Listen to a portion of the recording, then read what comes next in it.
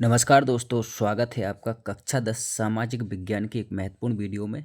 दोस्तों, हम इससे पहले कक्षा 10 विज्ञान के सभी इम्पोर्टेंट क्वेश्चन सभी अध्यायों के कवर कर चुके हैं। तो अगर आपने वो वाली वीडियो नहीं देखी हैं तो देख लीजिए। मैंने 9-10 वीडियो कवर किए हैं, उसमें सारा विज्ञान मैंने ख़त्म किया है।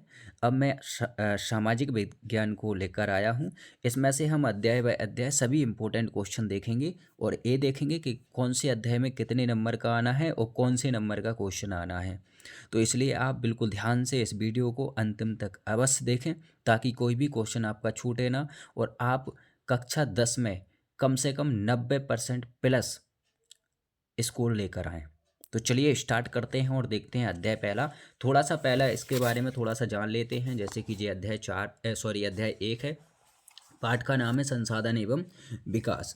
इसकी बात करें तो टोटल इसमें से 4 नंबर का आना है। इसमें से एक एक नंबर के 2 क्वेश्चन आएंगे और 2 नंबर का 1 क्वेश्चन आएगा। टोटल मिला के होते हैं हमारे 4 नंबर। अब इसके इम्पोर्टेंट क्वेश्चन जो हमें याद करना है वो मैं आपको बता दे रहा हूँ। पहला क्वेश्चन है, भारत में कितनी भूमि निम्नीकृत है? इसका आंसर आपके सामने है।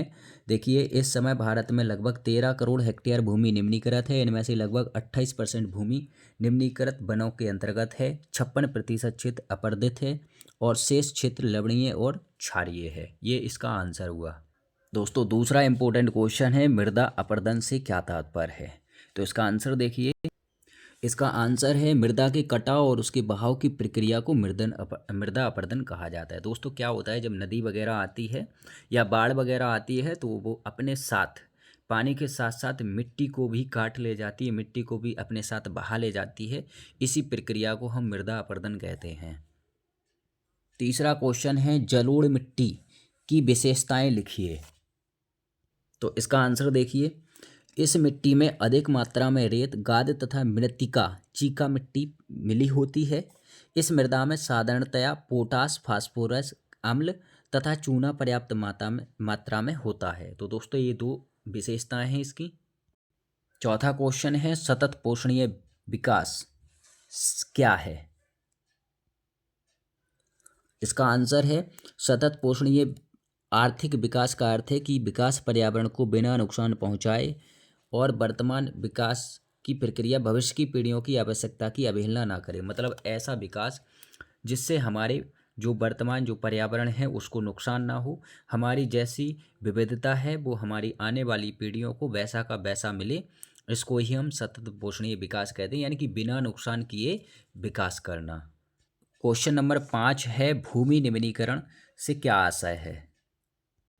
इसका आंसर दे रखा है। देखिए, 24 में जो पूछा गया था, मानव क्रियाकलापों से भूमि का कृषि योग्य न रहना भूमि निम्नीकरण कहलाता है और पशुचारण, वनमूलन और खनन ने इसमें मुख्य भूमिका निभाई है। मतलब ऐसी भूमि, मानव की ऐसी क्रियाएं जिसकी वजह से भूमि उपजहीन होती जा रही है, जिसमें उपज नहीं हो रही है, बंजर भूमि होती जा रही है। ऐसी भूमि को हम क्या कहते हैं, या इस प्रक्रिया को क्या कहते हैं? भूमि निम्नीकरण कहते हैं। क्वेश्चन नंबर 6 हमारा, चादर अपर्दन किसे कहते हैं?